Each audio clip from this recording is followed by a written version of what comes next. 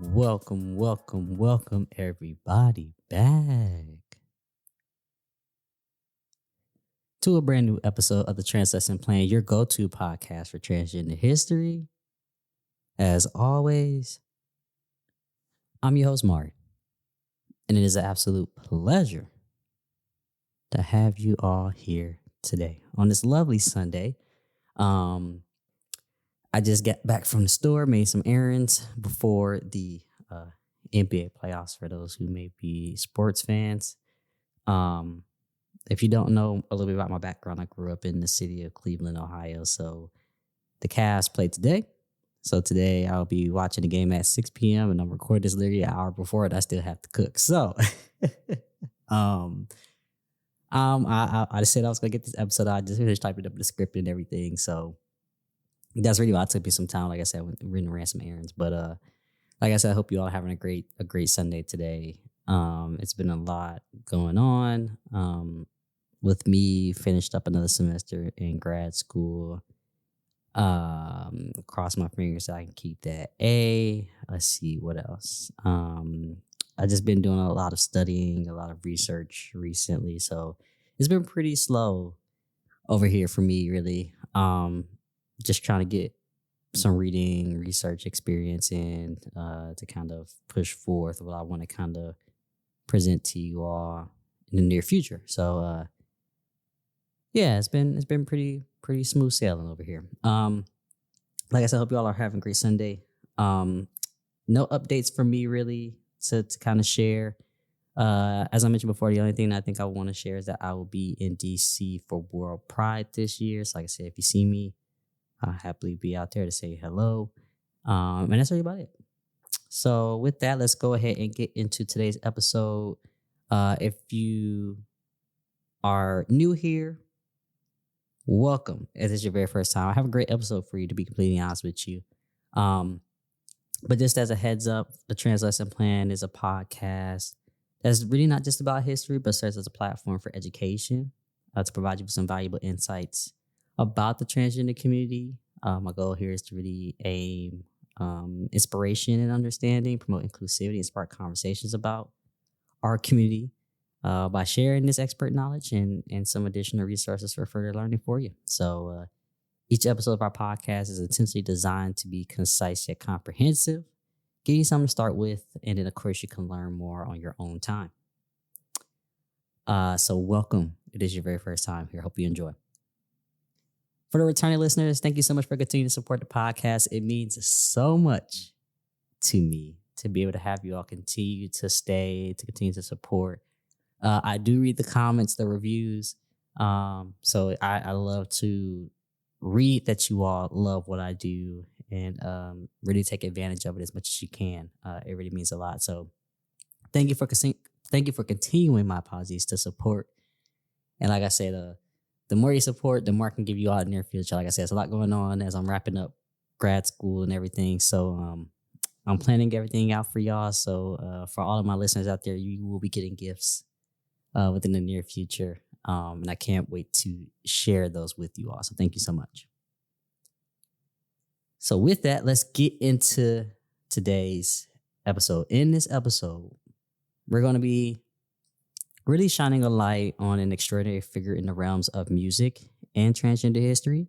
And we're going to talk about a legendary woman by the name of Wendy Carlos. We're going to really explore her journey as a pioneer in electronic music, discuss really her journey within her gender identity, and really her crucial role in expanding mainstream acceptance of the LGBTQ plus community, especially within the music community as well. So with that, let's get started. Wendy Carlos was born in November 14th, 1939 in Pawtucket, Rhode Island. And her journey into music really started early, right? Her story began where she grew up in a modest household, but she was immersed really in music in a very early age. At the age of 6, she began piano lessons and really showcased early, her talents for her first composition at the age of 10. But Wendy wasn't just a musician, she was also a budding scientist as well. She had attended Brown University, where she ended up studying physics and music and ended up getting her degree in around 1962. And it was there that she actually began to lay the groundwork for her future endeavors in the intricate world of electronic music.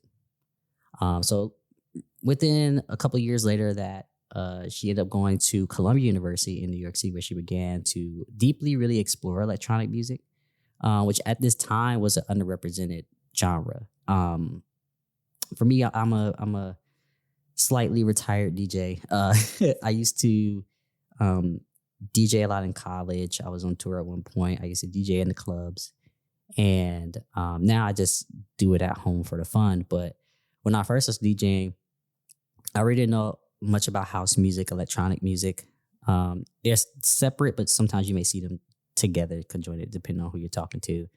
But my best friend actually put me on to a lot more of the electronic house music when we first met back in college. Prior to that, I was just doing like hip hop, R&B, the things I grew up in. But what's funny about that is that I grew up also in Chicago, Illinois too. So for those who don't know, house music was birthed in Chicago. So for me, kind of having the love for house music now makes a lot of sense, to be completely honest with you. But house and electronic music is great. Like, it really brings me in today's like state of mind, I guess you could say, or like how I feel right now about music. It brings me peace and joy. Like, a lot of times when I'm down, I listen to like some house music. Sometimes it might help with some anger too, but like I really listen to it to like make me happy. And it's really good for the gym too. So like if you never listened to house music before, definitely listen to it in the gym. It's great for a workout. But like thinking about it now and like how big house and electronic music is compared to like what it used to be back in the day, makes a lot of sense of like that underrepresentation. And to continue, it was there that she actually crossed paths with Robert Moog, who is the inventor and engineer credited with the creation of the iconic Moog synthesizer. So for my non-musicians out there, this type of innovative instrument actually redefined the entire music industry and landscape. Like literally, if you look it up, you'll see a lot more history about the Moog synthesizer. So to continue, in 1968, Carlos released her critically acclaimed album, Switched on Bach, which celebrated not just for its innovative sound, but also for its ability to challenge traditional norms in music. It peaked number 10 on the US Billboard 200 and became the second classical album to sell over 1 million copies. Now, I want to note that when you look this up, and let me actually put it up right now, as a matter of fact, as I'm have my computer up. I'm struggling right now. Let me look at the album cover. What you will see is if you look up the album cover currently, Carlos is actually not pictured. The funny thing about this album is that her name was listed as Walter Carlos, which is actually her dead name, highlighting the societal expectations of the time and the challenges that she actually ended up facing in her personal life, even amidst her career success, right? And this groundbreaking work of Switched on Bach was featured on classical compositions rendered through the Moog synthesizer, effectively really merging the traditional and contemporary soundscapes. And like I said, this album became a sensational hit, earning even a platinum certification, which is great. But it really introduced electronic music to the mainstream audience and reshaping the entire music industry. So to continue, however, while Wendy was achieving remarkable success, her personal life had some complexities, right? At the time of her rise to fame, she was not, openly transgender. Instead, she identified as a male for any public appearances that she would have. But a year after her release of that album, she began hormone therapy as part of her transition. Yet she remained hidden, even still in plain sight. She would wear disguises for her necessary appearances, hoping really to navigate a world that as we all know, was hostile towards transgender individuals and still technically is today. Um, but this internal conflict came um, to a head during her 1970s appearance on the BBC, where she demonstrated the Moog synthesizer to audiences. She appeared as a man, raising questions about whether the BBC compelled her disguising, or if it was just like an internal choice, right? But the reality was that Carlos was not ready to publicly embrace her identity as a trans woman, obviously fearing the potential of backlash and rejection. So in 1979, Carlos actually made a courageous decision to publicly disclose her experience with gender dysphoria, sharing that she had been living as a woman since 1968 and had undergone sex reassignment surgery in 1972 in an interview with LGBTQ activist Arthur Bell. She described her journey and the mixed reactions from friends and family, shedding a light on the complexities of transitioning in a time when societal acceptance was scarce. And this revelation was groundbreaking as it came at a time when transgender issues, my apologies, were rarely discussed, especially in the public discourse. So to fast forward a little bit later, right? She recalled memories from the ages of 5 or 6, obviously feeling different, but not able to really articulate those feelings of being a girl in a boy's body. And her discomfort led her to conceal really her true self, which she described as a very painful charade fueled by the desire for familial acceptance. When Wendy describes her life transition as a liberation journey, she says this from her article, and I quote, "I was always concerned with liberation, and I was anxious to liberate myself." Her openness on the matter gave really a voice to many who found themselves in similar struggles, mentioning, and I quote, "The public turned out to be amazingly tolerant, or if you wish, indifferent." So just a little bit about that particular, like I said, interview that she ended up doing. And I think a lot of times when we think about like this type of fear, when it comes to coming out, is really probably everybody's first instinct. It's hard to really discuss like how long something has been bothering you as it relates to your identity, and then having to think about really the biggest thing is familial acceptance. I think also obviously we worry about the public, but it's not really, in my opinion, about the public. I think it's really about how your family or friends will perceive you first. And I think that gives you a lot of confidence and especially a particular outlook on how you feel the world would see you, right? I would say for myself, like going through my transition, my first thing was how my family and friends will react, right? And I think depending on how I felt about that, then it will help me kind of navigate the world moving forward. Obviously, in Wendy's case, it's a little bit different because Wendy was famous at this time, but it gives more of like a humanized experience too, right? She's still like, I wanted to know how my family and friends felt. And then I also think that, as I have to be open to the public about who I am now, that can really go one or two ways, right? But there's always going to be discomfort when you're coming out about that first, about the acceptance of those close to you. And I also think that there's this comfort about trying to figure out when do you want to reveal to the world who you truly are, and are you willing to do that? I think that's something that we don't discuss much about, but I'm happy that Wendy made the decision, obviously, to publicly disclose her experience, and to talk more about it, especially with another activist, a part of the community like Arthur Bell, to say like, hey, this is my life, this is how I feel, and I want to share it out. And mind you, this is like a Playboy interview too, as well. Well, the Playboy interview was a little bit later, but I'm just saying, doing the Playboy interview is still discussing more and more and more about her experience and what that looked like. To continue on, In the 1980s, Carlos would continue to innovate, really working on soundtracks for Disney. For those who may know about the Disney movie Tron, that's where you'll see some of Carlos's compositions and music there. She ended up releasing several albums that really delved really into new territories of sound. And each project really reflected her relentless pursuit of pushing the sonic envelope and experimenting with different musical styles.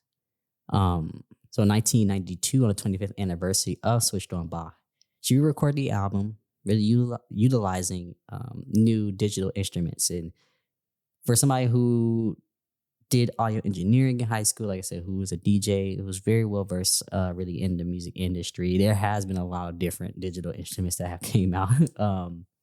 So really showcasing the adaptability that she had as we talk about the ever-changing music industry. Like now you see, which is in my opinion terrible, but the AI of like deceased musicians or using AI to record and stuff like that. Not a fan of it, but that just showcases kind of how the music industry continues to evolve.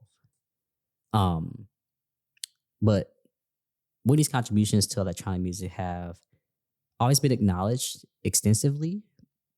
And in 2020, there was a biography that was published that really chronicles her life and achievements. And in addition, like I said, she received obviously awards for her profound impact on the electroacoustic music industry.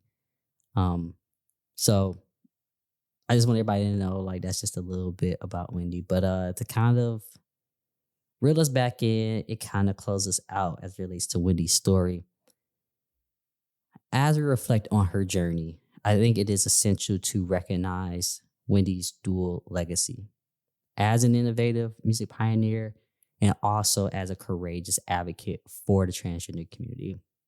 Like I said, being one of the earliest openly transgender public figures, when we think about this transitioning in the late 1960s while also achieving success with her Grammy-winning album of Switched on Bach, she publicly disclosed her identity during an era, like I said, when transgender visibility was rare. Carlos broke barriers, right? Especially in a male-dominated industry while facing significant personal challenges. And her journey through transition while maintaining this career really helped destigmatize transgender identities and inspired many who are musicians right now within the LGBTQ plus community, who are musicians and etc. So her courage in publicly discussing her identity through multiple interviews, especially like I said, the ones like Playboy magazine, when Playboy was, like I said, back in the day, Playboy was popping. And for the kids out there, don't look that up. I should have made that note. For the kiddies, don't look up Playboy and what Playboy is. And I know y'all, me doing this now probably is not a good idea because you're gonna end up looking it up. But I promise you, wait till you're 18 at the very least. Like I said, really contributed during this time, like I said, when Playboy was really big, to transgender visibility and rights. So like I said, Carlos' legacy demonstrates how one person's authenticity and success can advance social progress, and making her story really, I think, a cornerstone of transgender history. So as we come to a close and we conclude today's episode, it is clear that Wendy Carlos is far more than, like I said, just a pioneer in electronic music. Like I said, she symbolizes the often complex interplay between artistry and personal authenticity. While her music continues to resonate with audiences around the world, it is her courage and resilience in the face of societal norms that offer profound lessons about the power of being true to oneself. So today we celebrate Wendy Carlos not merely as a magnificent musician, but also as a vital representation of the transgender community, embodying both pride and progress in the world that still grapples with acceptance. Wendy is still alive, so you can still listen to her music right now. All them albums is out, baby. Let me go on Spotify real quick for y'all before I wrap up this episode. Let me pull up Wendy's discography on Spotify. Oh, this might take all day. Hold on. Apple Music. My Spotify glitched. Oh, there we go. I know y'all can't see me doing this, but I'm just go ahead and look that up. Let me look up Wendy stuff real quick. So I recommend, from what I'm seeing right now on the Spotify, you could listen to, you know what I'm saying, the Tron soundtrack. If you like the Tron soundtrack, that actually makes a lot of sense. Because like I said, we're gonna hear a lot of her work there. Um I also see the main title, which is on The Shining, actually. Oh, I didn't write that in my notes. Oh, that's a bad job out of me. Uh, uh, that's great. Let me see what switched on Bach. It might be under her dead name, I think, if I had to guess. To see the rest of her discography, because right now under Wendy Carlos on Spotify, it showcases her most of her soundtracks that she did for Walt Disney, but I just want to make sure that I'm not missing anything else. I'm trying to see where switched on Bach is under in Spotify, so y'all can go check that out. I mean, technically, you can just look it up by name title. But I want to see. Um, oh, my Wi-Fi is terrible today. Where I can find this? Let me just move this over here. What time am I on? Okay, cool. I'm doing good on time. Up. All right. As I'm looking this up, I'm gonna close out by saying, I thank you all obviously for listening to today's podcast. It is an absolute pleasure to, like I say, continue to make these episodes with you all. Apologize just a little bit, like I said, for having this be a little bit later than what I really wanted it to be. But like I said, I was like, I had to hurry up and get this episode out before the game. But I hope you all have a great rest of your week and weekend. If you want to follow the podcast, you can follow us at the Translation Plan on Instagram and Twitter. And if you want to follow me, the host Mari, you can follow me at mariiiwrld. That's MAR3ISWRLD on Instagram and Twitter as well. Am I missing anything? I don't think that I am. But until then, I hope that you all thoroughly enjoy, like I said, your weekends. Be safe, please, and thank you. Enjoy the month of May. I hope the month of May brings you so much peace, so much love. What else? Some money, obviously, because we could use it. Be in a recession, low key. And all the other beautiful, beautiful things. But I'm gonna go make me some lamb chops for dinner. Watch the game, go Cavs. And I hope that, like I said, you all have a great rest of your Sunday. I'll see you all next time. Peace.